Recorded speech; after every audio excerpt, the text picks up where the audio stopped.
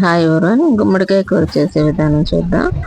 గుమ్మడికాయని శుభ్రంగా కడుక్కొని ముందుకున్న తీగలు లాంటివన్నీ తీసేసి ఇక పైన తొక్కతోనే శుభ్రంగా క్యూబ్స్లా కట్ చేసి పెట్టుకోవాలి.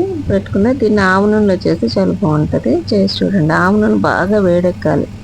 పొగ వచ్చిన తర్వాత ఇందులో ఏదైనా పోపులు వేయాలి. అందులో కొంచెం ఇంగువ, బే లీఫ్, ఒక రెడ్ చిల్లీ వేసాను, మెంతులు, ఆవాలు, జీలకర్ర, వాము వేసి అవన్నీ చిటపటలాడిన తర్వాత కట్ చేసి ఉంచుకున్న ఉల్లిపాయ ముక్కలు, పచ్చిమిరపకాయ ముక్కలు వేసి కారం మనకి ఎంత కారం తినగలం అన్నది మనకు టేస్ట్ ఉంటుంది కదా, దాన్ని బట్టి కారాన్ని వేసుకోవాలి.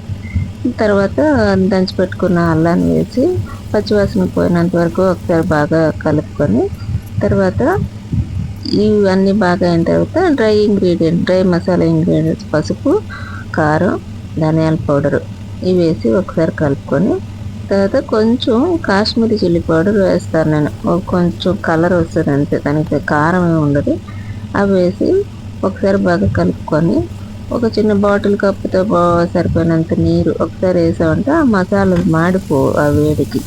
దానికోసం కప్పుడు నీరు వేసి ఒక్క నిమిషం తర్వాత నూనె చక్కగా పైకి వస్తుంది.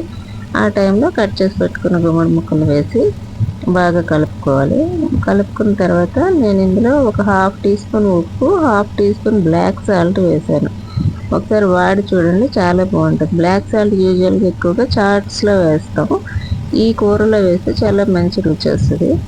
ఇది ఉప్పుని బాగా కలుపుకొని మూత పెట్టుకొని ఒక 2-3 మినిట్స్ తర్వాత తొందరగా కూడా అయిపోతుంది. గుమ్మడికాయ ఎక్కువసేపు కూడా పట్టదు, మెత్తపడిపోతుంది.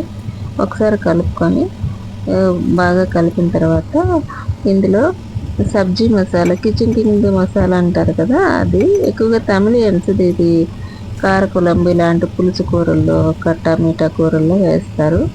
అది వేసాను. అది వేసిన తర్వాత ఒకసారి కలుపుకొని ఒక స్పూనున్నర బెల్లం వేసాను. బెల్లం పౌడర్ అది స్పూనున్నర వేసాను. అది వేసిన తర్వాత మన ఇంట్లో ఏ ఆవకాయ ఉంటే ఆవకాయ, అది లేదు అనుకుంటే మనం అమ్చూర్ పౌడర్ అంటాం కదా, డ్రై మ్యాంగో పౌడర్, అది కూడా వేసి ఒకసారి కలుపుకొని శుభ్రంగా అయిన తర్వాత కొంచెం గరం మసాలా వేసి రోటీతో కానీ పూరీతో కానీ దీన్ని సర్వ్ చేసుకుంటే చాలా బాగుంటుంది.